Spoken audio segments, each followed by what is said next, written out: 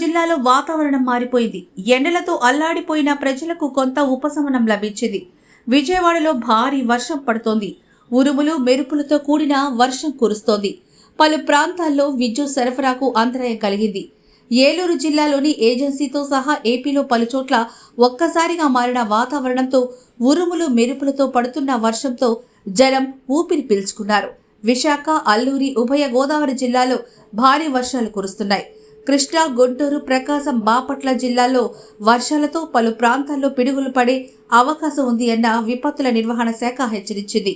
ప్రజలు అప్రమత్తంగా ఉండాలని కోరింది.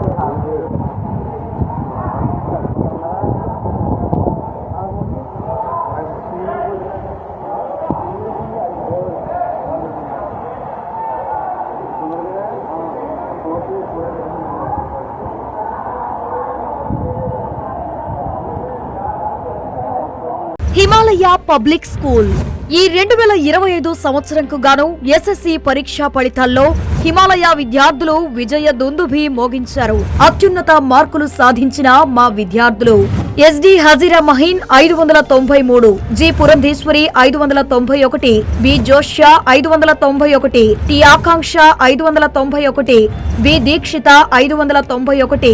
నా పేరు సయ్యద్ హజీరా మహీన్. నేను Himalaya English medium high school మూలాపేటలో 10వ తరగతి చదువుకున్నాను. ఈ సంవత్సరం జరిగిన 10వ తరగతి పరీక్షలలో నేను ఉన్నత స్థాయి మార్కులను పొందాను. 593 మార్కులు సాధించాను. మా head ma'am, head sir, teachers అందరూ నాకు ఎంతో కేర్ తీసుకున్నారు. నా తోటి స్నేహితులతో అందరికీ ఎంతో కేర్ తీసుకొని చదివించారు.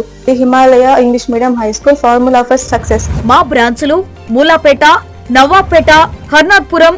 ఇప్పుడు నూతనంగా హిమాలయ స్కూల్ ఆధ్వర్యంలో హిమాలయన్స్ విద్యా విహార్ స్కూల్ ను రెసిడెన్షియల్ వసతితో ప్రారంభించారు.